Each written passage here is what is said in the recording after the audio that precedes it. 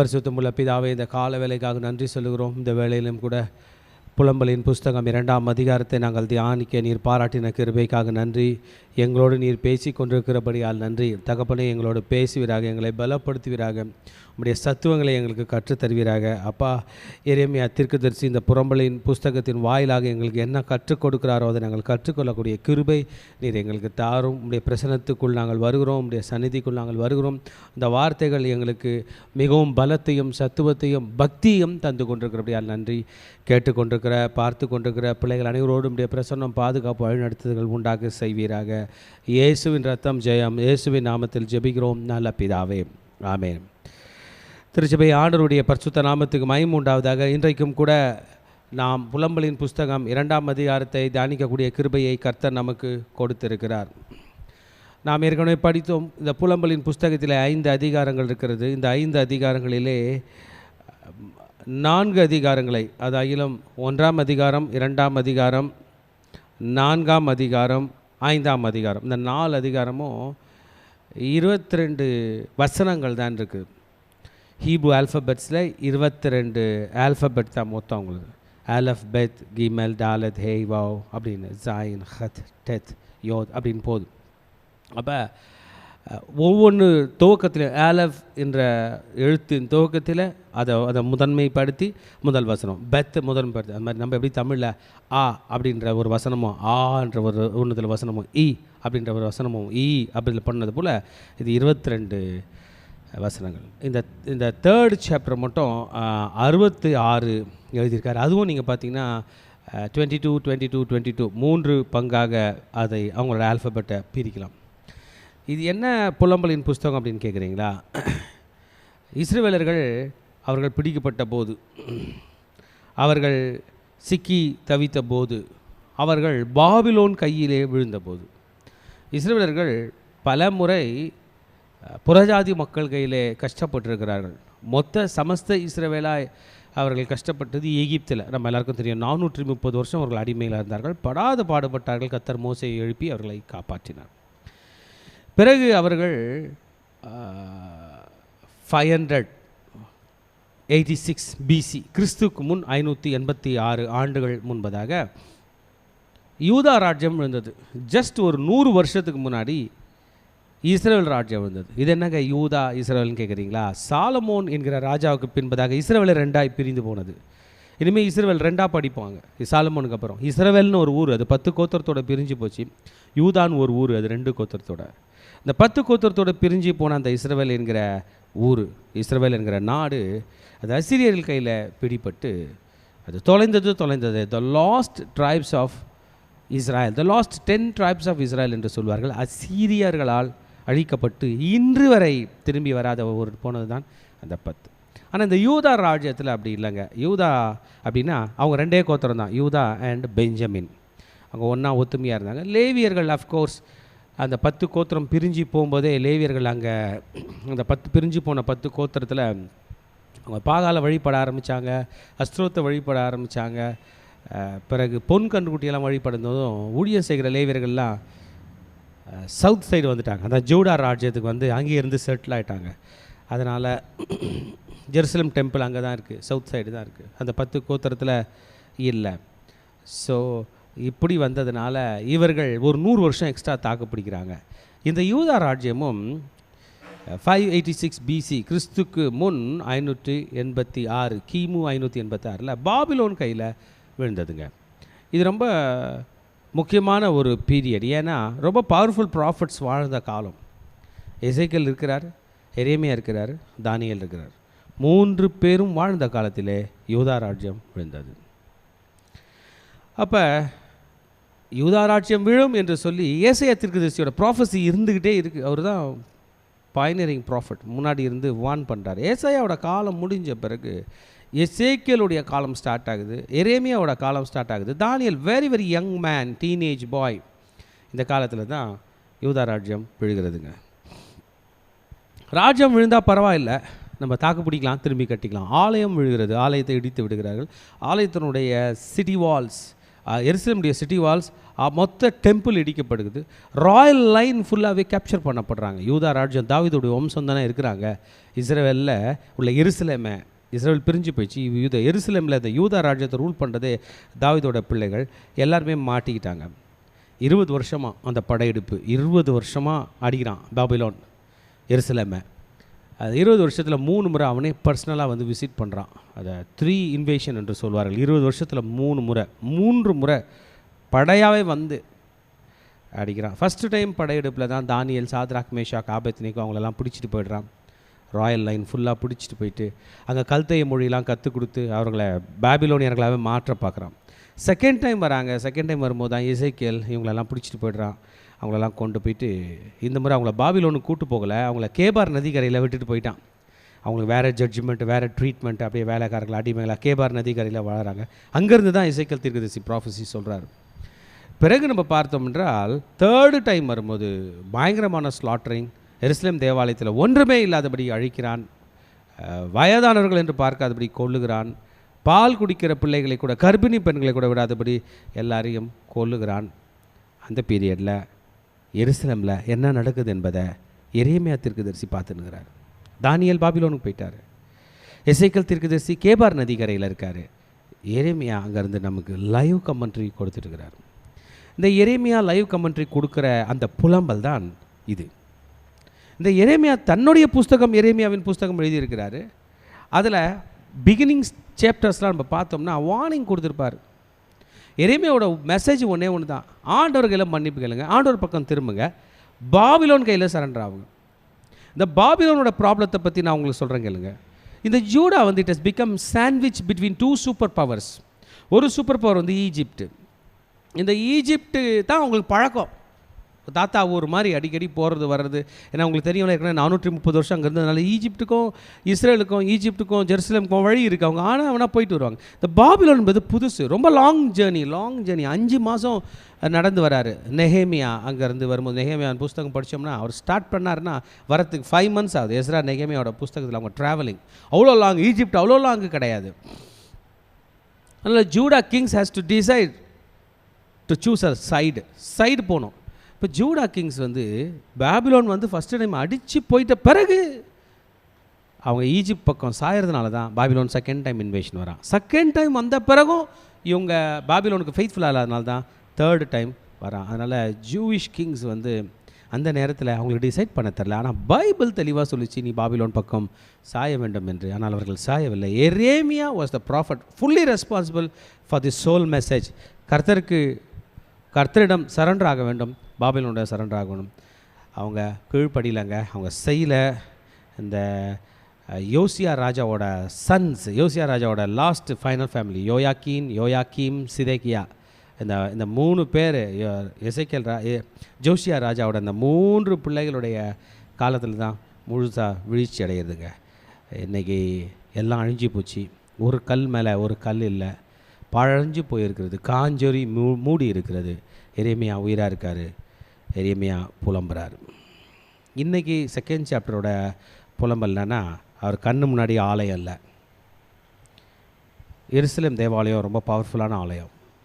ஆமாம், எருசலேம் தேவாலயத்தினுடைய டாலஸ்ட் பகுதி சாலமன் ராஜா கட்டினது. 25 அடுக்கு பில்டிங் இன்றைக்கி இருந்தால் எவ்வளோ ஹைட் இருக்குமோ அவ்வளோ ஹைட்டில் அவர் கட்டியிருக்காரு. ஃபுல்லாக கேதுரு மரத்தினால் செய்து மெட்டல் வந்து கோல்டு பிளேட்டிங் கொடுத்துருந்தார். அவ்வளோ ரிச்சாக இருந்திருக்கும் பாருங்கள். சாலமோன் நீடட் கோல்டு இன் டன்னில் கோல்டு வெய் பண்ணி, கோல்டை தராசில் எடை போட்டு ஆலயம் கட்டினதெல்லாம் போச்சு. உலகெங்கும் உள்ள யூதர்கள் 7 பண்டிகைகளுக்கு ஆலயத்துக்கு வருவாங்க. 3 பண்டிகைகள் கம்பல்சரி வரணும். ஸோ இந்த ஹைவே எந்த கண்ட்ரியிலிருந்தும் எருசலேம் நோக்கி வர எல்லாம் பயங்கரமாக இருக்கும், கூட்டமாக இருக்கும், அலமோதும். இந்த இந்த இந்த இந்த ஓல்டு சிட்டி ஜெருசலேம் ஒரு 250 ஏக்கர் தான் ஓல்டு சிட்டி, அவ்வளோதான் அந்த பரப்பு. அதில் லட்சக்கணக்கான பீப்புளை அக்காமடேட் பண்ணோம். இதெல்லாம் ரொம்ப பிரம்மாண்டமாக இருக்கும், பெரிய திருவிழா என்று சொல்லலாம். அதெல்லாம் நடக்கலை. இந்த 20 வருஷத்தில் அடித்து இல்லாமல் ஆக்கினான். அதனால தான் புலம்பல் பாடுகிறார். இன்றைக்கி நம்ம செகண்ட் சாப்டர் பார்த்தோம்னா அதே போல் தான் அவங்களுடைய பொயட்டிக் வடிவத்தில் டர்ஜ் என்று சொல்வார்கள். அதாவது செத்து போனவங்களுக்கு பாடுகிற ஒரு புலம்பல். ஸ்டார்டிங்கே என்னையும் 22 வசனம் தான், செகண்ட் சாப்டரும். ஸ்டார்டிங்கே, ஐயோ, ஆண்டவர் தமது கோபத்தில் சியோன் குமாரத்தியை மந்தாரத்தினால் மூடினார். அவர் தமது கோபத்தின் நாளிலே தமது பாதபீடத்தை நினையாமல் இஸ்ரவேலின் மகிமையை வானத்திலிருந்து தரையிலே விழ தள்ளினார். ப்ராஃபட் என்ன சொல்கிறாருன்னா, காட் இஸ் தி அட்வர்சரி. கர்த்தர் தள்ளினார். அடித்தது பாபிலோன், கர்த்தர். See, everything has got a spiritual insight.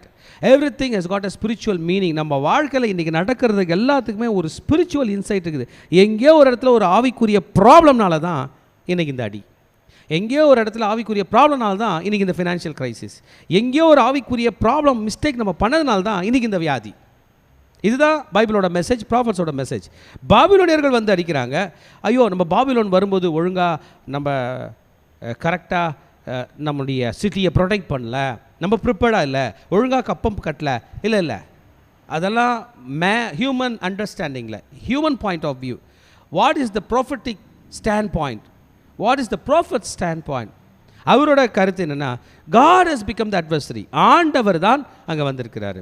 ஆண்டவர் ஏற்கனவே வார்னிங் கொடுத்துருக்காரு. In spite of giving heeded warnings, early warnings கர்த்தர் கொடுத்த பிறகும், this is been an accumulated punishment. இவ்வளவு நாள் காத்து கொண்டிருந்த ஒரு பனிஷ்மெண்ட். அதனால தான் ப்ராஃபிட் வந்து ஐயோ என்று சொல்லுகிறார். It is vivid suffering. ஐயோ, ஆண்டவர் விழ தள்ளினார். இட் இஸ் காட், இஸ்ரவேலை மகிமையை விட்டு எடுத்து போட்டு விட்டார் என்று ப்ராஃபிட் நமக்கு சொல்கிறாருங்க. ஸோ இந்த சாப்டரை நான் வந்து 4 பகுதிகளாய் பிரிக்கிறேன். முதல் பகுதி என்னவென்றால், ஆண்டவரே எருசலேமினுடைய விரோதியாய் மாறினார். ஆண்டவரே எருசலேமை எதிர்த்தார் என்பதாக 1ஆம் வசனத்திலிருந்து நான் 7ஆம் வசனம் வரைக்கும் பேச போகிறேன். 8ஆம் வசனத்திலிருந்து the judgment of God and the city's reaction, அதாவது தேவனுடைய நியாய தீர்ப்பும் இந்த பட்டணம் அதை எப்படி ஏற்றுக்கொள்கிறது என்பதாக நான் 8ஆம் வசனத்திலிருந்து 12ஆம் வசனம் வரைக்கும் பேச போகிறேன். 13ஆம் வசனத்திலிருந்து த city needs a comfort. The people are longing for comfort. ஆறுதல் எனக்கு வேண்டுமே என்று அவர்கள் காத்து கொண்டிருக்கிறார்கள் என்பதாக 13ஆம் வசனத்திலிருந்து 16ஆம் வசனம் வரைக்கும் பேச போகிறேன். What is God's purpose in his anger? ஆண்டவர் தன்னுடைய கோபத்தில் கூட ஒரு திட்டம் வச்சிருக்கார். அவர் மட்டாய் தண்டித்து எப்படியாகிலும் அதிலும் தன்னுடைய திட்டத்தை நிறைவேற்றுகிறார் என்பதாக 17ஆம் வசனத்திலிருந்து அதிகாரம் முதல் 22ஆம் வசனம் வரைக்கும் நான் இன்றைக்கு பேச போகிறேன். ஆக தேவனே எருசலேமுடைய எதிரி. ப்ராஃபட் இந்த இடத்துல உள்ள இந்த 5 வசனங்களிலே அவர் சொல்ல போகிறது என்னவென்றால், கர்த்தர் எருசலேமை, கர்த்தர் தம்முடைய பிள்ளைகளை, தம்முடைய சியோன் குமாரத்தியை மந்தாரத்தினால் மூடினார். இந்த மந்தாரம் என்கிற வேர்டுக்கு இங்கிலீஷில் க்ளவுட் என்று சொல்லப்பட்டிருக்கு. மேகம் என்று தமிழில் சொல்லவில்லை, மந்தாரம் என்று சொல்லுகிறது. ஸோ மந்தாரம் என்கிற வார்த்தைக்கு ஹீப்ரூ லாங்குவேஜ் நம்ம பார்த்தோம்னா அது க்ளவுடை தான் குறிக்கிறது. எருசலேம் தேவாலயத்தை நீங்கள் புரிந்து கொள்ள வேண்டும், இஸ்ரவேலர்களை நீங்கள் புரிந்து கொள்ளணும். அவங்க எகிப்திலிருந்து கானானுக்கு வரும்போது மகிமையின் மேகம் வந்தது, பகலிலே மேகஸ்தம்பம், இரவிலே அக்கினி ஸ்தம்பம். அப்போ அவங்களுக்கு க்ளவுடு வந்து குட் நியூஸ் தான். ஆனால் இன்றைக்கி க்ளவுடு வந்து பேட் நியூஸ். சாலமோன் இதே ஆலயத்தை நிறுவியிருக்கிறார். அவர் நிறுவும் போது 1 ராஜாக்கள் 8ஆம் அதிகாரம் 10ஆம் வசனம் 10லேருந்து 12 வரைக்கும் நீங்கள் படிச்சிங்கன்னா, சாலமோன் ஆலயத்தை பிரதிஷ்டை பண்ணுறார். நீங்கள் பார்த்தீங்கன்னா எருசலேம் தேவாலயத்தில் பிரகாரம்னு ஒரு பகுதி இருக்கும். பிரகாரம்ன்றது outer court, field, open ground, நடுவில் ஆலயம் இருக்கும். அந்த ஆலயத்தை 2 பங்காக இருக்கும். கோல்டன் டெம்பிள், பரிசுத்த ஸ்தலம், மகா பரிசுத்த ஸ்தலம். பரிசுத்த ஸ்தலம் வந்து ஒரு ரெக்டாங்கிள் மாதிரி இருக்கும், மகா பரிசுத்த ஸ்தலம் ஒரு ஸ்கொயர் மாதிரி இருக்கும். ரெண்டுமே கனெக்டடு. இது உள்ளே போய் தான் அது போகணும். அப்போ பிரகாரத்துக்குள்ளே கூட ராஜா போக முடியாது. அப்போ சாலமோன் ராஜா, இந்த தாவீது ராஜா, அந்த வம்சம்லாம் என்ன பண்ணுவாங்கன்னா, பிரகாரத்துக்கு கேட்டுக்குள்ளே கூட போகணும். கேட்டுக்கு வெளியில், பிரகாரத்துக்கே வெளியே, அந்த ஆலயத்தினுடைய காம்பவுண்டுக்கே வெளியே தான் அவர் சிங்காசனம் போட்டு உட்காந்து அங்கே பலி செலுத்துவார். அவர் வெளியில் ப்ரே பண்ணும்போது உள்ள ஆசாரியர்கள் ஊழியம் செய்து கொண்டிருக்காங்க. அவங்களால் ஊழியம் செய்ய முடியல, மகிமையின் மேகம் உள்ளே இறங்குச்சான். So the cloud is a good news, but today the cloud is a bad news. Cloud is something related to the anger of God. ஏன் இதை சொல்கிறாருன்னா, சியோன் குமாரத்தியை பார்த்து சொல்கிறார் பாருங்கள். வெற்றி தோல்வியை செலிப்ரேட் பண்ணுறது பெண்கள் தான் அதிகமாக செலிப்ரேட் பண்ணுவாங்க. ஒரு மகிழ்ச்சினா சத்தம் போட்டு சிரிப்பாங்க, பெருமையாக இருப்பாங்க. தன் கணவன் ஜெயித்து விட்டு வந்தால், தன் மகன் ஜெயித்து விட்டு வந்தால் ஹாப்பியாக இருப்பாங்க. தோத்துட்டு வந்தால் அவங்க தான் பயங்கரமாக அழுவாங்க. அவமானம் பெண்கள் படக்கூடாது, அவங்கள தான் நம்ம கேர்ஃபுல்லாக பார்ப்போம். ஆண்கள் எவ்வளோ பாடுபட்டு கூட வீட்டில் உள்ள பெண்களை காப்பாற்றுறோம். இந்த இடத்துல அவமானப்பட போகிறது சியோன் குமாரத்தி. இவளை ப்ரொடெக்ட் பண்ணாமல் அவர்களுடைய மேன் யூதானுடைய மேன் இயேசு, இஸ்ரேலுடைய மேன் தேவனாகிய யெகோவா தேவன் அவளை கைவிட்டார், அவளை வானத்திலிருந்து விழத் தள்ளினார் என்பது தான் இன்றைக்கி ப்ராஃபட்டோட மெசேஜ். யெகோவா தேவன் அவளை கைவிட்டார், தன் பாதபடியிலே மண்ணிலே அவளை தரையிலே தள்ளி இருக்கிறார். யூதா குமாரத்தியை பற்றி சொல்லப்பட்டிருந்தால் இந்த டிஃபீட் ரொம்ப மோசமானதாக இருக்குது. எங்கேயோ போய் சண்டையில் தோத்துட்டு தலை குனிச்சிட்டு வரல, ஆண்களே இல்லை, வெறும் பெண்கள் மாத்திரம்தான் இருக்கிறார்கள். தலை குனிந்து நிற்கிற ஒரு நிலை. God has destroyed them. This is the anger of God. இதை தான் தீர்க்கதரிசி இந்த இடத்திலே நமக்கு பதிவிட விரும்புகிறார். ஒரு பாடலாக பாடி அழுகிறார். The hand that wounded, the hand of God that wounded. தேவனுடைய கரம் அவளை காயப்படுத்தினது. இஸ்ரவேலுக்கு உள்ள யூதாவுக்கு நடந்த ஒரு விஷயம். எந்த கர்த்தர் மகிழ்ச்சியாக இருந்தாரோ அந்த கர்த்தருக்கு கீழ்ப்படியாதபடினால் அவளுக்கு இந்த ஆபத்து வந்தது என்பதை தீர்க்கதரிசி இந்த இடத்துல புலம்பலாக பாடி நமக்கு கற்றுக் கொடுக்கிறார். பார்த்தோம் என்றால் இந்த புலம்பலின் புஸ்தகத்திலே இந்த தீர்க்கதரிசி சொல்லுகிற இந்த பாடலிலே கர்த்தர் தான் அந்த adversary, because of the accumulated sin. பாருங்கள், தொடர்ந்து நாம் படிக்கும்போது ஆண்டவர் தப்ப விடாமல் யாக்கோபின் வாசஸ்தலங்களை எல்லாம் விழுங்கினார். அவர் யூதா குமாரத்தின் அரண்மனைகளை எல்லாம் தமது சினத்திலே இடித்து தரையோட தரையாக்கி போட்டார். ராஜ்யத்தையும் அதன் பிரபுக்களையும் பரிசுத்த குலைச்சலாக்கினார். God has thrown down all the strongholds. எதெல்லாம் பவரோ எல்லாம் விழுந்தது. அப்போ எருசலேமோட சிட்டி வால் 250 ஏக்கரை சுற்றி அவர்கள் போட்டிருந்த மதில்கள் கான், டெமாலிஸ்ட். அவருடைய மகிமையின் பிரஸ்தாபமாக இருந்த எருசலேம் தேவாலயம் it's gone. Why? Because of the pollution of sins. தேவனுக்கு கோபம் மனிதர்கள் பாவம் செய்யும்போது வந்தது என்பதையும் இந்த இடத்துல அவர் பதிவிடுகிறார். அவர் சொல்லுகிறார், இஸ்ரவேலின் கொம்பு முழுவதையும் வெட்டி போட்டார். சத்துருக்கு முன்பதாக தமது வலது கரத்தை பின்னாக திருப்பி சுற்றிலும் இருப்பதை பட்சிக்கிற அக்கினியை போல யாக்கோபுக்கு விரோதமாக எரித்தார். ஆக கர்த்தரும் அவர்களை அப்போஸ் பண்ணுறாரு, சத்ருவும் அப்போஸ் பண்ணுறார். பகஞ்சனை போல தம்முடைய வில்லை நாணேற்றினார். சத்ருவை போல தமது வலது கரத்தை நீட்டி நின்று கண்ணுக்கு இன்பமானதை எல்லாம் அழித்து போட்டார். சீயோன் குமாரத்தினுடைய கூடாரத்திலே தம்முடைய உக்கிரத்தை அக்கினியை போல சொரிய பண்ணினார். God's anger, God's wrath has poured out like a fury of fire. அவருடைய கோபம் நெருப்பை போல வந்துச்சு. யோசிச்சு பாருங்க, நம்ம சுடு தண்ணி தூக்கிட்டு போகிறோம், ஒரே ஒரு ட்ராப் சுடு தண்ணி நம்ம கையில் பட்டுச்சுன்னா துடிக்கிறோம். அவர் சுடு தண்ணியை மேலே ஊற்றுனான்னாகும். அப்படி தீர்க்கதரிசி சொல்கிறார். அந்த அந்த அந்த அந்த டர்ஜை நீங்கள் புரிஞ்சுக்கொள்ளணும். அவர் பாடுகிற அந்த புலம்பலை நீங்கள் புரிந்து கொள்ள வேண்டும். எவ்வளோ பெயின் இருக்குமோ, எவ்வளோ ஆகனி இருக்குமோ. அது பட்டு செத்து போயிட்டா பரவாயில்ல, உயிர் இருந்தால் எவ்வளோ வேதனை இருக்கும். அப்படி ஆண்டவர் பகஞ்சனை போல மாறிட்டார். நமக்கு சத்துருவாய் கர்த்தர் மாறினார். எந்த பட்டணத்தை கர்த்தர் கட்டினாரோ அந்த பட்டணத்தை இடிக்கிறார். அரண்களை எல்லாம் விழுங்கினார். அதன் அரண்களை விழித்து யூதா குமாரத்திக்கு மிகுந்த துக்கிப்பையும் சலிப்பையும் உண்டு பண்ணினார் என்று சொல்கிறார். ப்ரொட்டெக்ஷனை எடுத்துட்டார். அந்த ப்ரொட்டக்டிவ் வேலியை எடுத்தார். தோட்டத்தின் வேலியை போல இருந்த தம்முடைய வேலியை பலவந்தமாய் பிடுங்கி போட்டார். எங்கேருந்து போட்டாராம்? தம்முடைய ஸ்தலங்களை அழித்தார். பண்டிகைகள், ஓய்வு நாட்களை மறக்க பண்ணி எல்லாரையும் புறக்கணித்து விட்டார். ப்ரே பண்ண வந்த ஆசாரனையும் புறக்கணித்து விட்டார். ராஜாவையும் புறக்கணித்து விட்டார். All the sacred things has been destructed. The devastation of the sanctuary, the temple, ஆலயத்தை அவர் புறக்கணிச்சிட்டார். அவர் வரல. ஓய்வு நாளில் அந்தி பலி செலுத்துகிற நேரத்தில் அவர் வரல. சந்தி பலி செலுத்துகிற நேரத்தில் அவர் வரல. அந்தி பலி செலுத்துறதுக்கு ஆலயமே இல்லை, ஆசாரியர்கள் இல்லை, எல்லாரும் ஓடி போனார்கள். ஒரு காலத்தில் ஆலயத்துக்கு போயிட்டா பாதுகாப்பாக இருக்கலாம். தாவீதினுடைய சங்கீதம் உங்களுக்கு தெரியுமா? கர்த்தருடைய ஆலயத்துக்கு போவோம் வாருங்கள் என்று அவர்கள் சொன்னபோது நான் மகிழ்ச்சியாக இருந்தேன். இந்த சங்கீதம் 122 தாவீது பதிவிடுகிறார். Pray for the peace of Jerusalem என்று அவர் தன்னுடைய 6ஆம் வசனத்தில் தாவீது ராஜா சொல்லும்பொழுது அந்த சங்கீதம் 122 நாம் படித்தோம் என்றால் கர்த்தருடைய ஆலயத்துக்கு போவோம் வாருங்கள் என்று அவர்கள் சொன்னபோது நான் மகிழ்ச்சியாக இருந்தேன்னு சொல்கிறார். அந்த ஆலயம்தான் இந்த இடத்துல கைவிடப்படுகிறது. அந்த ஆலயத்தில் தான் இன்றைக்கு புலம்பல் எழுதி கொண்டிருக்கிறார் நம்முடைய தீர்க்கதரிசி. திருச்சபையே, கர்த்தர் அந்த ஆலயத்தை புறக்கணித்து விட்டார். மகிழ்ச்சியாக இருந்த இடம், சபை கூடி வருகிற இடம், ஆலயத்துக்கு வருகிற இடம், 7 பண்டிகைகள் கூடுகிற இடம், கர்த்தர் அவர்களை விட்டு விட்டார். Extreme misery. தலைவர்கள் யாரும் ஆண்டவருடைய கடிந்து கொள்ளுதலை சீரியஸாக எடுக்கவில்லை. சிறு பிள்ளைகள், பெரியவர்கள், முதியவர்கள் என்று யாரும் கர்த்தருடைய வார்த்தைகளுக்கு கட்டுப்படவில்லை. அதனால் கர்த்தர் அவர்களை விட்டு விட்டார். தம்முடைய ஆலயத்தையே அவர் மறந்து விட்டார். பண்டிகைகளை அவர் மறந்து விட்டார். The feast has been ignored. The Sabbath has been ignored by God. God has just forgotten it.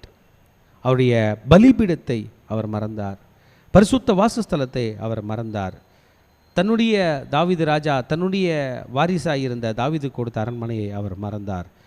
Nothing is honourable, nothing is respectable in the eyes of God. ஊழியம் செய்கிறவங்களை கூட அவர் மறந்தார் என்று 6 வசனங்கள் வரைக்கும் பேசி 7ஆம் வசனத்திலே இந்த புலம்பலை மிகவும் வருத்தத்தோடு பதிவிடுகிறார். பலிபீடத்தையே ஒழித்து விட்டார், பரிசுத்த ஸ்தலத்தையே ஒழித்து விட்டார். So God is despising their prayers. அடி வாங்கிறது ஒரு சைடுங்க, பாடுபடுறது ஒரு சைடுங்க, ப்ரே பண்ணுறதுக்கே பதில் கொடுக்கலண்ணா. இல்லை, நம்மலாம் இன்றைக்கி ரொம்ப தைரியமாக இருக்கிறோம். என்ன தெரியுமா, நம்மலாம் ப்ரே பண்ணால் ஆண்டவர் பதில் கொடுக்குறாருன்னு. என்னைக்காவது அதாவது ஒரு விஷயத்துக்கு நீங்களும் நானும் ப்ரே பண்ணி அவர் பதில் தரலைன்னா எப்படி இருக்கும் தெரியுமா? நிறைய விஷயத்துக்கு பதில் கொடுத்துருக்காரு, சில விஷயத்துக்கு பதில் தந்ததில்லை. அந்த விஷயத்தை பற்றி கொஞ்சம் நினச்சி பாருங்கள், எப்படி இருக்கும். அதில் பாதிக்கப்பட்டோம்னா, அதில் தோத்தோம்னா, அதில் மறிச்சோம்னா எப்படி இருக்கும். அந்த நிலையில்தான் இந்த powerful prophet, consider to be one of the powerful prophet Jeremiah, அதுதான் இது எழுதியிருக்காரு. He is in miserable situation. கைவிடப்பட்ட நிலைமையிலே இந்த பாடலை பாடிக்கொண்டிருக்கார். நம்ம இப்போ நம்முடைய செகண்ட் பார்ட்டுக்கு வருகிறோம். என்னென்னா, கர்த்தர் இந்த சியோன் குமாரத்தியை மறந்தார், இந்த ஜெருசலேமை மறந்தார், இந்த யூதர்களை மறந்தார். How are they going to react? இவங்க எப்படி இந்த கஷ்டத்தை எடுத்துக்கொள்ள போகிறாங்க? ப்ரே பண்ணாங்க, அழுதாங்க, ஆனால் முன்னாடி கீழ்ப்படியாமல் இருந்தாங்க. ஆபத்து நேரத்தில் சரண்டர் ஆகிறாங்க. ஆனால் கர்த்தர் மன்னிக்கவில்லை, பாபிலோனிடம் ஒப்பு கொடுத்து விட்டார். 3 விசை படையெடுப்பு. முதல் விசையே வரமாட்டான்னு சில பொய் தீர்க்கதரிசிகள் சொல்லியிருந்தாங்க, வந்துட்டான். செகண்ட் டைம் வரமாட்டான்னு பொய் தீர்க்கதரிசிகள் சொல்லியிருந்தாங்க, வந்துட்டான். தேர்ட் டைம் வரவே மாட்டான்னு சொன்னாங்க, வந்துட்டான். ராஜாக்களெல்லாம் கொன்று கண்ணெல்லாம் பிடுங்கி சாகடிக்கிறான். எருசலேம் பட்டணத்தை பட்டயத்தால் வெட்டுகிறான். கண்ணுக்கு தெரிய இதுவரை கண்டிராத காட்சிகளை எல்லாம் காண வேண்டிய நிலை. How the city is going to react? எப்படி? இதை தான் 8ஆம் வசனத்திலிருந்து தீர்க்கதரிசி நமக்கு சொல்லித்தரப்போகிறார். கர்த்தர் சியோன் குமாரத்தின் அலங்கத்தை நிர்மூலமாக்க நினைத்தார், நூலை போட்டார், அழிக்காதபடி தம்முடைய கையை அவர் முடக்கி கொண்டதில்லை. அரணிப்பையும் அலங்கத்தையும் புலம்ப செய்தார், அவைகள் முற்றிலும் பலனற்று கிடக்கிறது. ஒரு நூல் போட்டு ஒரு லைன் போடுறது போல எருசலேமை பனிஷ்மெண்ட் லைனுக்குள்ளே கொண்டு வந்தார். He brought Jerusalem into the line of wrath. இந்த கோடுக்குள்ளே இருக்கிறவங்களாம் அழிச்சிரு என்று சொல்லுகிறது போல அப்படி போட்டார். அவருடைய தாழ்பால்கள், சிட்டி கேட்ஸ் உடைக்கப்பட்டிருக்குது, யாருனாலும் உள்ளே வந்து போகலாம். பிரபுக்கள் உள்ளே வருகிற கிங் மாதிரி நிற்கிறவங்க தாவீதோட வம்சம்ல புறஜாதிகளாக இருக்கிறார்கள். அவங்க கையில் வேதம் இல்லை, தீர்க்கதரிசிகள் இல்லை, ஜபம் பண்ணுறவங்க ஒருத்தர் கூட இல்லை. ப்ரேயர் போனால் ப்ரேயர் ஹாலே இல்லை, எருசலேம் தேவாலயம் இல்லை, ஜபிக்கிறவர்கள் இல்லை, தீர்க்கதரிசிகள் இல்லை. எரேமியா எங்கேயோ தலையில் புழுதியை போட்டுக்கொண்டு புலம்பிக் கொண்டிருக்கிறான். How are they reacting? குமார்த்திகள், சியோன் குமார்த்திகள், மூப்பர்கள்லாம் தரையில் உட்காந்து மௌனமாக இருக்கிறார்கள், புழுதி போட்டுக்கொண்டு ரட்டுடுத்தி கொண்டிருக்கிறார்கள். எருசலேமின் கன்னியர்கள் தலை கவிழ்ந்து தரையை நோக்கி கொண்டிருக்கிறார்கள். என் ஜனமாகிய குமாரத்தின் நொறுக்குதலின் நிமித்தம் கண்ணீர் சொரிகிறதினால் என் கண்கள் பூத்து போகிறது, என் குடல்கள் கொதிக்கிறது, என் ஈரல் இலகி தரையிலே வடிகிறது. குழந்தைகளும் பாலகரும் நகரத்தின் வீதிகளில் மூர்ச்சித்து கிடக்கிறார்கள். எல்லாம் தலை குனிஞ்சுங்கிறாங்க. சாப்பாடே சாப்பிடல, கேஸ்ட்ரிக் ட்ரபிள் அதிகமாகி இல்லை, அந்த தண்ணி கேஸ்ட்ரிக் தண்ணி வெளியே வந்து பைல்னு சொல்லுவாங்க, அந்த புளிச்ச தண்ணி மாதிரி வெளியே வந்துடுது. குடல் கொதிக்கிறது, எரியுது. சொல்லுவோம் பாருங்கள், வயிறு எரியுதுன்னு. சாப்பிடாது, நோ ஃபுட். குழந்தைகள்லாம் சாப்பிடாம மயக்கம் அடித்து போய் இருக்கிறார்கள். All are destroyed. எல்லா வகையிலும் கர்த்தர் ஒரு கோடு போட்டார், அதில் பாதிப்பு கொடுத்தார். How are the people reacting? They are just in silence. They have been defeated. But they are not praying. அவங்க ஜெபிக்கலை, புலம்பி இருக்கிறாங்க, மயக்கடிச்சிருக்கிறாங்க, தலை குனிஞ்சிருக்கிறாங்க. ஆமாம், பட் ப்ராஃபட் எப்படி பண்ணுறாரு? இவர் எப்படி ரியாக்ட் பண்ணுறாரு? அழுறாரு, இதயம் நொறுங்கி போயிருக்கு. அப்படியே அழுது அழுது அழுது உமிழ்நீரெல்லாம் கீழே கொட்டி கிடக்குது. தன் பிள்ளைகளுக்காக அழுகிறார், தாய்மார்களுக்காக அழுகிறார். உணவு எங்கே? உணவு எங்கே? பிள்ளைகள் மூர்ச்சித்து கிடக்கிறார்கள். ஒரு காலத்தில் உணவை அதிகமாக கொடுத்த பட்டணமே, எங்கே உணவுகள்? No food. எல்லாருக்கும் பெயின் வந்திருக்கு, எல்லாருக்கும் கவலை வந்திருக்கு. They are fainted in the streets. Road ஓரங்களிலே, நகரத்தின் நடுவிலே மயங்கி கிடக்கிறார்கள். குத்துண்டவர்களைப் போல மூர்ச்சித்து கிடக்கிறார்கள். தங்கள் பிள்ளைகள் தாய்மார்களிடம், அம்மா சாப்பாடு எங்கே, திராட்சரசம் எங்கே, ஒரு நல்ல சாப்பாடு எங்கே, பானம் எங்கே என்று கேட்கிற நிலைக்கு அவருடைய நிலை தள்ளப்பட்டிருக்கு. This is the reaction. they are defeated, they are crying, they are fainted, they are hungry, they are helpless, they are longing. இதுதான் அவருடைய ரியாக்ஷன். ஒரு இடத்துல கூட ப்ராஃபட் நமக்கு பதிவிடலை they are praying என்று சொல்லவில்லை. அவர்கள் ஜெபிக்கவும் இல்லை, ஜெபிக்க போகிறதும் இல்லை.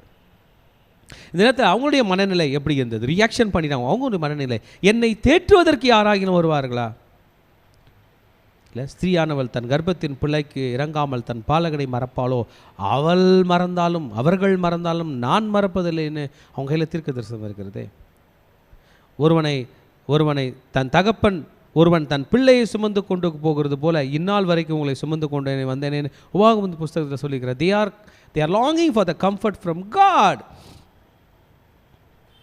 but they doesn't want to pray, they doesn't want to turn to God. தேவன் பக்கம் திரும்பவில்லை. ஆனால் எப்படி கிடைக்கும்? திருச்சபை இன்றைக்கு கூட நமக்கும் உங்களுக்கும் எனக்கு லாங்கிங்கில் இருக்கும், கஷ்டத்தில் இருக்கும். நமக்கு வேண்டிய ஆறுதல் கர்த்தரிடம் மட்டும்தான் வரும். False prophets cannot comfort Jerusalem. அந்த நேரத்தில் நீங்கள் பார்த்தீங்கன்னா பொய் தீர்க்கதரிசிகள் இன்னும் ஆழ்ந்து கொண்டிருக்கிறார்கள். உண்மையான தீர்க்கதரிசி தலையில் புழுதி போட்டு பாடிட்டு கிடக்கிறாரு, பைத்தியம் போல புலம்பிட்டு கிடக்கிறாரு. அவர்களே யாரும் போல. ஆனால் ஃபால்ஸ் தீர்க்கதரிசிகள், பொய் தீர்க்கதரிசிகள் வராங்களாம் கம்ஃபர்ட் பண்ண. 13ஆம் வசனத்திலே அவர் சொல்லுகிறார் பாருங்க, எருசலேம் குமாரத்தி, நான் உனக்கு சாட்சியாக என்னத்தை சொல்வேன், உன்னை எதற்கு ஒப்பிடுவேன்? சீயோன் குமாரத்தி ஆகிய கன்னிகையே, நான் உன்னை தேற்றும்படி உன்னை எதற்கு நிகர் சொல்வேன்? உன் காயம் சமுத்திரத்தை போல பெரிதாக இருக்கிறது, உன்னை குணமாக்குகிறவன் யார்? உன் தீர்க்கதரிசிகள் அபத்தமும் உயர்த்தமுமான தீர்க்கதரிசனங்களை உனக்காக தரிசித்தார்கள். பார்த்தீங்களா, பொய் தீர்க்கதரிசனம்.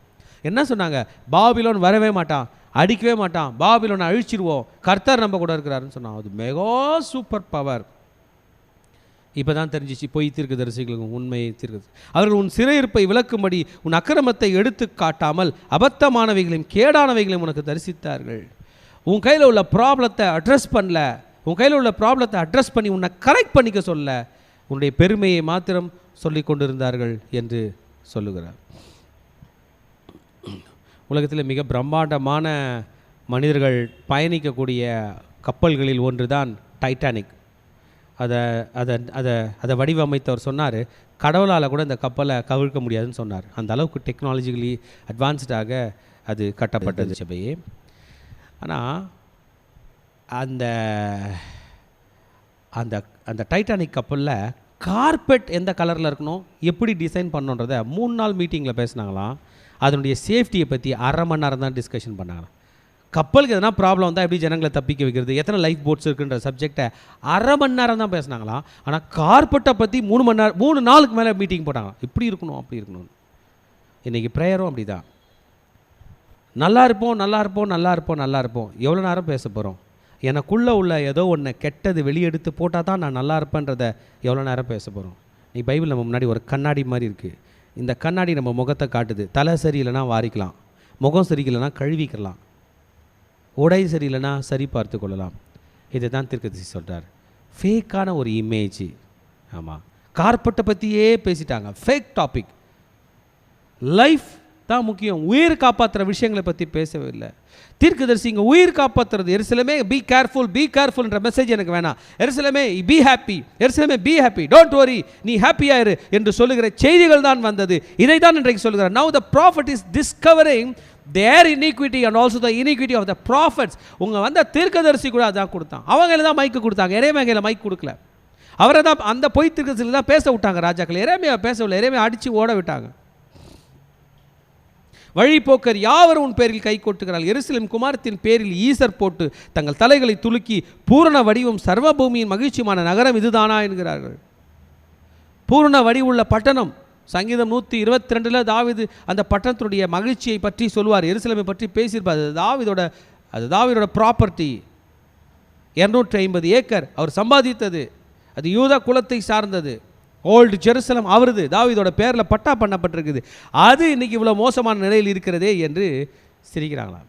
உன் பகைஞர் எல்லாரும் உன் பேரில் தன் வாயை திறக்கிறார்கள். எல்லாருக்கும் ஹாப்பி நியூஸ் ஆயிடுச்சு. எருசலேம் விழுந்துருச்சா அழிச்சிட்டாங்களா, அந்த ஆலயம் அதை இடிச்சிட்டாங்க ஓ என்று. அதை விழுங்குவோம், நான் காத்திருந்த நாள் இதுவே, இப்போது நமக்கு கிடைத்தது, அதை கொண்டோம் என்கிறார். என் கண்ணில் ஒரு நல்லது பார்த்தங்க, என்னது? எருசலேம் விழுந்தது. Friends are not coming, foes are not coming to comfort, rather to hurt. நண்பர்களும் ஆறுதல் படுத்த வரவில்லை, எதிரிகளும் ஆறுதல் படுத்த வரவில்லை, இருவரும் அழிவை கண்டு மகிழ்ச்சியாக இருக்கும்போது வருகிறார். We should have swallowed her up. நாம் அவளை விழுங்கியிருக்கலாம், நாம் எருசலேமை விழுங்கியிருக்கலாம் என்று நினைக்கிறார். கர்த்தர் தாம் நினைத்ததை செய்தார். வார்னிங் பீரியட் முடிந்தது. திருச்சபையே, நம்ம வாழ்ந்து கொண்டிருக்கிறது கூட கிருபையின் காலம். ரொம்ப நாள் இல்லை, கிருபையின் காலம். ஒரு பீரியடில் ஒரு காலம். ஆதாம் ஏவாள் வாழ்ந்தது ஒரு குறிப்பிட்ட காலம். It's a different period of dispensation. நோவா காலம் வேறு, ஆபிரகாம் காலம் வேறு, ஜீசஸோட காலம் வேறு, மோசேயோட காலம் வேறு, தாவீது வாழ்ந்த காலம் வேறு, ஜீசஸ் வாழ்ந்த காலம் வேறு. நம்ம வாழ்கிற காலம் எக்ஸலண்ட்டான காலம், கிருபையின் காலம். இப்போ நம்ம ப்ரே பண்ணாமல் கூட காப்பாற்றுவார். ஏங்க நம்ம ப்ரே பண்ண மாட்டோம்? ஒரு நிமிஷம் ப்ரே பண்ணோம்னா கர்த்தர் நம்மை நடத்த வருவார். There is judgment. The judgment is postponed today. Whole ஏசாயா தீர்க்கதரிசியோட வாழ்நாள் prophecy, nobody listened.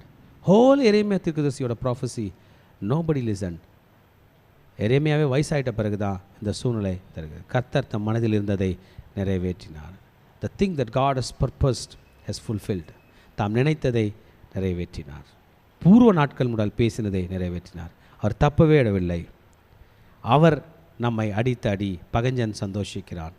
உன் சத்துருக்களின் கொம்பை உயர்த்தினார்.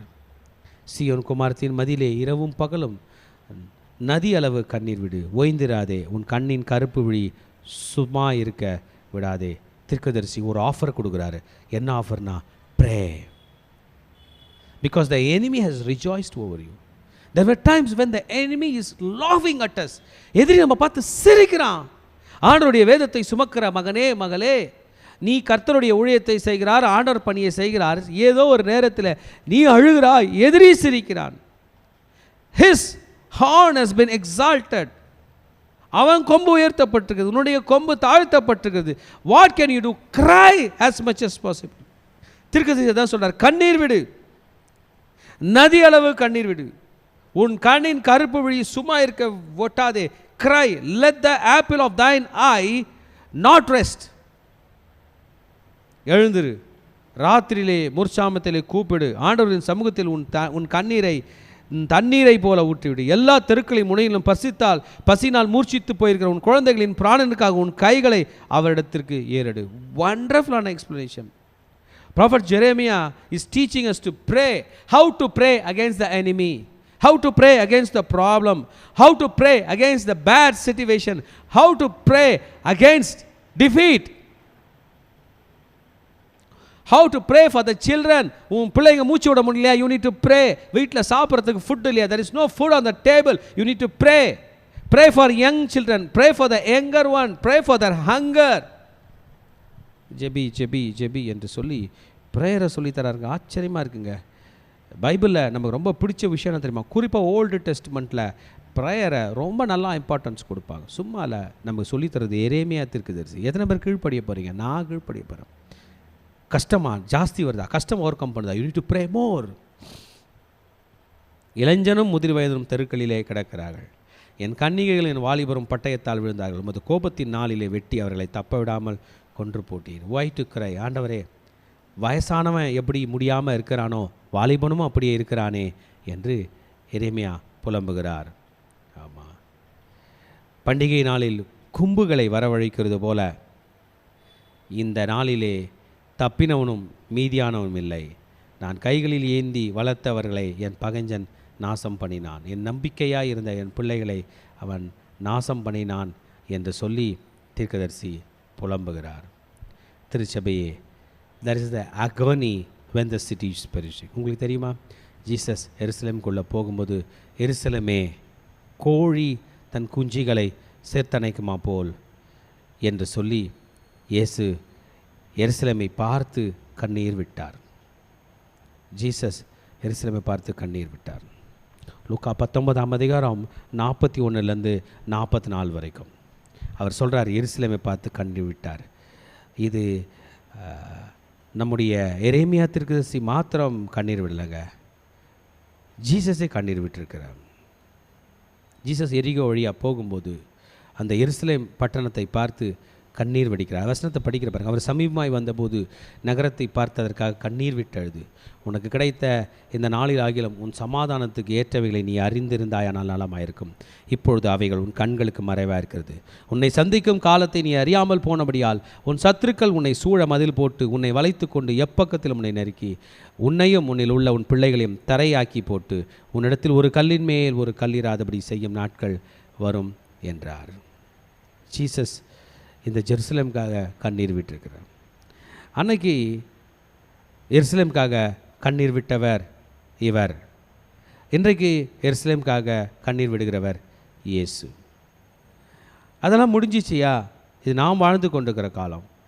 நாம் யாருக்காக கண்ணீர் வடிக்கிறோம்? நாம் யாருக்காக கண்ணீர் வடிக்கிறோம்? ஜீசஸ் சொன்ன ப்ராஃபஸி கிபி 70 நிறைவேறினது.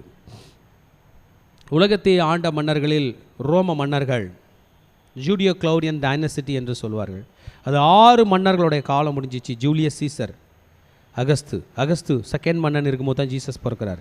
தைபீரியா ஆட்சி அப்போ தான் இயேசு மரித்து உயிர் தெரிஞ்சிட்டார். பிறகு கேலிகுலா, கிளௌடியஸ், நீரோ என்ற 6 மன்னர்கள் ஓரளவுக்கு உலகத்தை உலக மன்னர்கள் அவங்க ஜூலியோ கிளௌடியன் டைனசிட்டி என்று சொல்வார்கள்.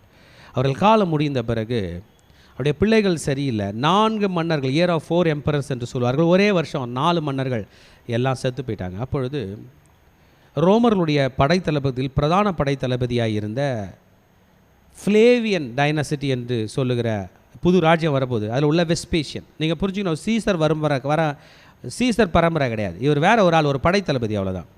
ராஜா குடும்பத்தில் நன்மை இல்லை, சரியில்லை என்று தெரிந்தபோது இந்த வெஸ்பேஷியன் என்று சொல்லுகிற மன்னன் ரோமை தன் கையில் எடுக்கிறான். இந்த வெஸ்பேஷியன் வேறு யாரும் இல்லைங்க, எருசலேமை அழிக்கும்படி திட்டத்தோட கங்கணம் கட்டி கொண்டிருந்தவன் தான் வெஸ்பேஷியன். அவன் இன்ஃபேக்ட் ரோம் விழுந்து நிற்கும்போது, ரோமில் சிவில் வார் இருக்கும்போது அவன் எருசலேமை தான் அழிக்க முற்றுகை போட்டிருக்கான். ஜீசஸோட ப்ராஃபஸி இப்போ படிச்சும் அது நிறைவேறுது. கிபி 70 ரோம் அங்கே விழுதுனும் போது இந்த ப்ராஜெக்டை பாதியில் விட்டுட்டு, எருசலேம் அழிப்பதை பாதியில் விட்டுட்டு ரோமுக்கு போகிறான். போகும்போது தன் மகனாகிய தீத்துவை பார்த்து சொல்கிறான், எராடிகேட் இட் கம்ப்ளீட்லி அப்படின்ட்டு போகிறான். அப்போ யூதர்களுக்குள்ள ஒரு எண்ணங்க, ஒரு பிரச்சனைனா ஆலயத்தில் ஓடி ஒழிஞ்சிக்கணும், அங்கேருந்தே கொரில்லா போர் புரியணும். ஆனால் இந்த முறை அது ஒர்க் அவுட் ஆக போகிறதில்ல. ஏன்னா ஒரு கல்லின் மேல் ஒரு கல் இராதபடி நாள் வரும் என்று இயேசு சொன்ன தீர்க்க தரிசனம். எல்லாரும் உள்ளே போய் எருசலேம் ஆலயத்தில் மூடிக்கிட்டாங்க. ஃபியூ மந்த்ஸ் சீஜில் இருந்தது சிட்டி. வெறும் 250 ஏக்கர் தானே, ஈஸி. அதை ரவுண்ட் பண்ணி மிலிட்ரி நிற்க வைக்கிறது. வச்சுட்டு வெளியிலேருந்து நெருப்பு ஏரோஸ் அனுப்புகிறான். அனுப்பி பட்டணத்தை கொளுத்தி விட்டாங்க. தீத்துராயன் கொளுத்தி உள்ளே இருக்கிறவங்கள சாகடிச்சு ஒருவர் கூட தப்பிக்காதபடி எல்லாரையும் கொன்று குவித்து மதியில் இடித்து இடிபாடுகளாக்கி உப்பு விதைச்சி யூஸ் பண்ண முடியாத அளவுக்கு பண்ணிட்டு போயிட்டான் தீத்து மன்னன். அன்னைக்கு நேபுகாத்நேச்சார் அப்போ எரேமியா அழுதார். இந்த தீத்து ராயன் அழிப்பதற்கு முன்பதாக இயேசு அழுதார். இன்றைக்கி நம்மளை கூட தீர்க்கதரிசி அழ சொல்கிறார். நான் நினைக்கிறேன் எருசலேமுக்காகவும் அழணும், நம்ம ஃபேமிலிக்காகவும் அழணும். ஏன்றீங்களா? நம்ம இளைஞரும் ஆண்டவருக்கு கீழ்ப்படியில், நம்ம வாலிபரும் ஆண்டவருக்கு கீழ்ப்படியில். 2 பேருமே மூர்ச்சித்து கிடக்கிறாங்க. 2 பேராலையும் மூச்சு விட முடியல. 2 பேரோட ஆக்சிஜன் லெவலும் கம்மியாக இருக்குது. 2 பேருக்கும் பிபி இருக்குது. 2 பேரோட ஃபுட்டும் சரியில்லை. 2 பேருக்கும் ஆக்சிடென்ட் ஆகுது. 2 பேரும் அழிகிறாங்க. 2 பேருக்கும் வேலை இல்லை. 2 பேர் வீட்லேயும் பிரச்சனை. பயங்கரமான குழப்பத்தின் காலத்திலே இன்றைக்கு எருசலேமும் இருக்கிறது, திருச்சபையும் இருக்கிறது. Jeremiah's prayer has got a greatest meaning today to us. Jesus' prayer has got greatest meaning to us. எருசலேமே என்று அழுகிறார். இன்றைக்கு இந்த எருசலேம் என்கிறது உண்மையான பட்டணத்துக்கும் ஆபத்து தான். நாம் வாழ்ந்து கொண்டிருக்கிற இந்த நேரத்தில் இஸ்ரேல் ஈரான் வார் நடந்து கொண்டிருக்கிறது. யாருமே இறக்கக்கூடாது, இஸ்ரேலர்களும் இறக்கக்கூடாது, ஈரானியர்களும் இறக்கக்கூடாது, ஒரு மனுஷன் கூட கெட்டு போகக்கூடாது. இயேசுனுடைய சித்தமாக இருக்குது. அனைவரும் வாழ வேண்டும் என்று தன் ரத்தத்தை கொடுத்தார். லட்சக்கணக்கான ஜனங்கள் கொத்து கொத்தாய் மடிந்து கொண்டிருக்கிறார்கள். மிகவும் கோரமான நிலையிலே உடல் சிதைந்து போய் பாம் பிளாஸ்ட்னு சொல்லி பயப்படுறமே, இது பாம் இல்லைங்க, மிசைலுங்க. பாம் போல லட்சம் மடங்கு பெரிது. பில்டிங்கை தரைமட்டமாகி, கான்கிரீட் பில்டிங் தரைமட்டமாகி ஒன்றும் இல்லாமல் போகுதுன்னா அந்த உள்ள மாட்டிக்கிட்ட மனுஷன் என்ன ஆகும்? இவ்வளோ பெரிய கொடிதான காலத்தில் வாழ்ந்து கொண்டிருக்கிறோம். we need God, we need to pray, we need to cry. எரேமியா தீர்க்கதரிசி சொல்லி கொடுத்ததை நீங்களும் நானும் கற்றுக்கொண்டு நாம் ஜெபிக்க வேண்டும், நாம் அழ வேண்டும், கர்த்தர் பாதத்தில் விழ வேண்டும். வாங்க திருச்சபையே, நீங்களும் நானும் எழுந்து நின்று நாம் கர்த்தரை ஆராதனை செய்வோம், கர்த்தருடைய பாதத்தில் விழுவோம், ஜெபிப்போம். எங்கள் ஜெபங்கள் தூபம் போல ஆண்டவரே முன் எழ வேண்டும் என்கிற பாடலை பாடி கர்த்தரை அப்படியே நாம் மகிமைப்படுத்தி கொண்டிருப்போம். நம்முடைய ஜெப நேரத்தை இன்க்ரீஸ் பண்ண வேண்டும். ப்ரேயரை விடக்கூடாது. திருச்சபையே, சகோதர சகோதரிகளே, நீங்கள் ஜெபிக்க வேண்டும். பிள்ளைகளே ஜெபிக்க வேண்டும். வாலிப பிள்ளைகளே ஜெபிக்க வேண்டும். கர்த்தர் ஜெபத்தை விரும்புகிறார். வாங்க நம்ம கர்த்தருடைய பாதத்திலே சரணடைவோம். அவர் சமீபமாய் வந்தபோது நகரத்தை பார்த்து அதற்காக கண்ணீர் விட்டு அழுதார். லூக்கா 19:41. அதேதான் புலம்பலின் புஸ்தகத்தில் 2ஆம் அதிகாரத்திலே தீர்க்கதரிசி கண்ணீர் விட்டு அழுகிறார். அவர் சொல்லுகிறார், வாலிபரும் பட்டயத்தால் விழுந்தார்கள், கோபத்தின் நாளிலே தப்பாமல் அவர்களை கொன்று போட்டீர். ப்ரே பண்ணும்போது தீர்க்கதரிசி நம் அனைவருக்கும் சொல்லுகிறார். 19ஆம் வசனத்திலே சொன்னார், எழுந்திரு, ராத்திரியிலே முதற் சாமத்திலே கூப்பிடு, ஆண்டவரின் சமூகத்திலே உன் இருதயத்தை தண்ணீரை போல ஊற்றிவிடு, எல்லா தெருக்களின் முனையிலும் பசியினால் மூர்ச்சித்து போகிற உன் குழந்தைகளின் பிராணனுக்காக உன் கைகளை அவரிடத்தில் ஏறிடு. புலம்பல் 2:19. ஓ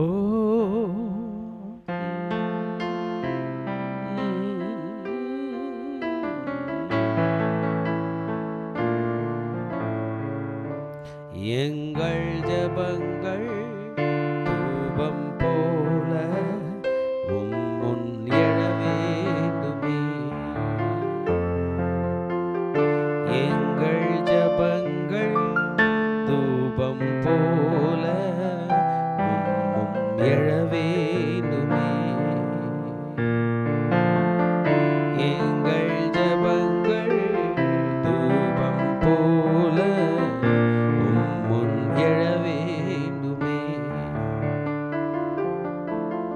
ஜெபிக்கும் எளியாக்கள் தேசமெங்கும் எழ வேண்டும், ஜெபிக்கும் எளியாக்கள் தேசமெங்கும் எழ வேண்டும், உடைந்த பலிபீடம் சரி செய்யப்பட வேண்டும், உடைந்த பலிபீடம் சரி செய்யப்பட வேண்டும், தகப்பனே தகப்பனே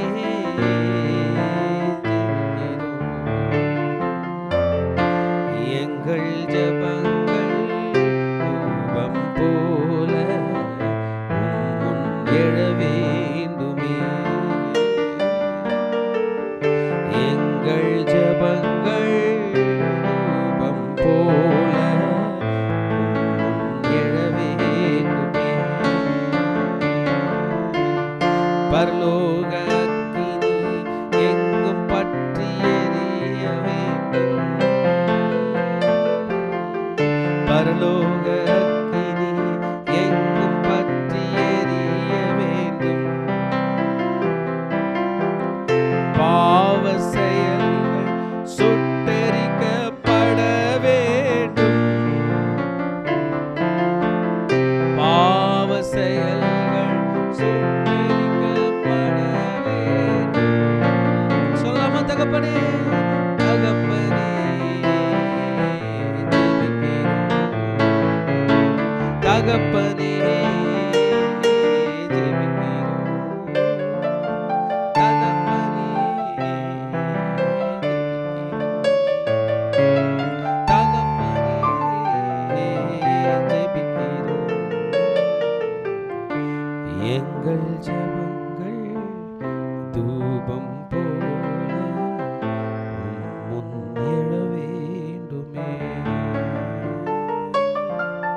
எங்கள் ஜெபங்கள் தூபம் போல உம்முன் எழ வேண்டுமே.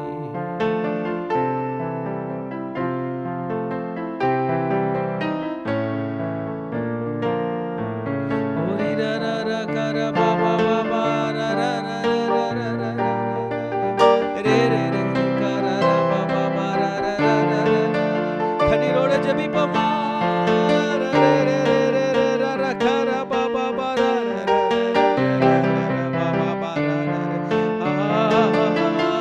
ஆண்டவரே எங்கள் பிள்ளைகளுக்காக ஜெபிக்கிறோம்.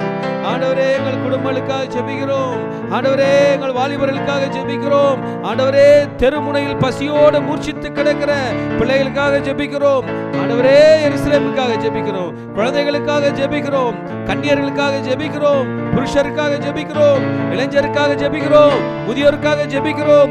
ராத்திரியில எழுந்து ஜெபிக்கிறோம். அப்பா, முதல் சாமத்தில் எழுந்து ஜெபிக்கிறோம். உடைய சமூகத்தில் இருதயத்தை தண்ணீரை போல ஊற்றிவிட்டு ஜெபிக்கிறோம்.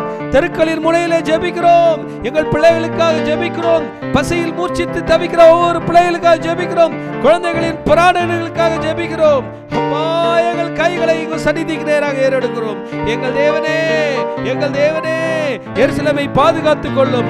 ஆவிக்குரிய எருசலேமை பாதுகாத்துக் கொள்ளும். திருச்சபையை பாதுகாத்துக் கொள்ளும். குடும்பங்களை பாதுகாத்துக் கொள்ளும். எங்கள் தகப்பனே, அரைஸ், அரைஸ், எழும்பி ஜெபி மகளே. இவ்வளவு நாள் உனக்கு தெரியாமல் இருந்திருக்கலாம். இந்த பிரச்சனைகளுக்கு காரணம் எல்லாம் ஒரு ஸ்பிரிச்சுவல் இன்சைட் இருக்கு. இது ஒரு ஆவிக்குரிய இஷ்யூ. எருசலேமே, நேபுகாத்நேச்சார் உன்னை வீழ்த்தவில்லை. கர்த்தரிடமிருந்து ஏதோ ஒரு அடி நமக்கு விழுந்திருக்கிறது. கர்த்தர் பாதத்தில் விழுவோமா? சரணடைவோமா? சத்துருவை கர்த்தர் விரட்டி அடிப்பார். உனக்கு விரோதமாய் ஒரு வழியாய் வருகிறவன் 7 வழியாய் ஓடி போவான் என்று வசனம் சொல்கிறது. கர்த்தர் நம் சத்துருக்களை 7 வழியாய் ஓடி போகக்கூடிய கிருபையை தருவார். ஆனால் நீங்களும் நானும் ஜெபிக்க வேண்டும். அவரை நோக்கி கூப்பிட வேண்டும். புலம்பல் 2:19 படி அவரை நோக்கி கூப்பிடு. முதற் சாமத்தில் அவரை நோக்கி கூப்பிடு. எழுந்திரு, ராத்திரியிலே கூப்பிடு. அவர் சமூகத்தில் இருதயத்தை தண்ணீரை போல ஊற்றிவிடு, ஊற்றிவிடு, ஊற்றிவிடு, ஊற்றிவிடு.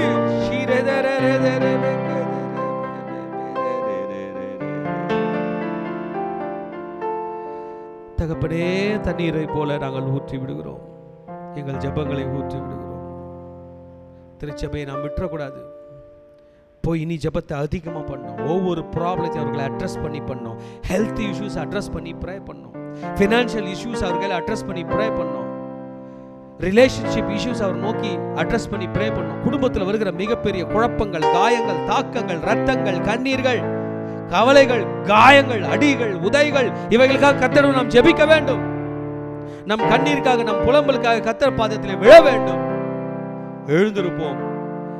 இந்த அதிகாரத்தில் படித்த லேமெண்டேஷன்ஸ் 2:19 புலம்பல் 2:19 படி ராஜாமத்தில் கர்த்தரை நோக்கி கூப்பிட்டு அவர் சமூகத்தில் இருதயத்தை ஊற்றுவோம். அவர் நம்மை பாதுகாப்பாராக. Pray, pray, pray and overcome all problems. கர்த்தர் உங்களையும் என்னையும் நடத்துவாராக. அப்பா, நாங்கள் கேட்ட சத்தியத்தின்படி நடக்க வாழ கர்த்தர் வழி செய்வீராக. இயேசுவின் நாமத்தில் பிதாவே, ஆமென். கர்த்தர் உங்கள் அனைவரையும் கோடியாய் பெருகும்படி செய்வாராக. அல்லேலூயா, அல்லேலூயா, அல்லேலூயா. கடைசி ஆசீர்வாதத்துக்கு நேராக கைகளை விரித்துக் கொள்ளும். ஈவரக்கா அடோனாய் வயீஷ்மரக்கா யா ஏர் அடோனாய் பனவ் அல்லக்கா விஹுனக்கா ஈஷா அடோனாய் பனவ் அல்லக்கா வயசம் லக்கா ஷாலோம், வயசம் லக்கா ஷாலோம். கர்த்தர் உன்னை ஆசீர்வதித்து காக்க கடவர். கர்த்தர் தன் முகத்தின் மேல் பிரகாசிக்க பண்ணி உன்மேல் கிருபையா இருக்க கடவர். கர்த்தர் தன் முகத்தை உன்மேல் பிரசன்னமாக்கி உனக்கு சமாதானம் கட்டளையிட கடவர். ஹல்லேலூயா, ஹல்லேலூயா, ஹல்லேலூயா.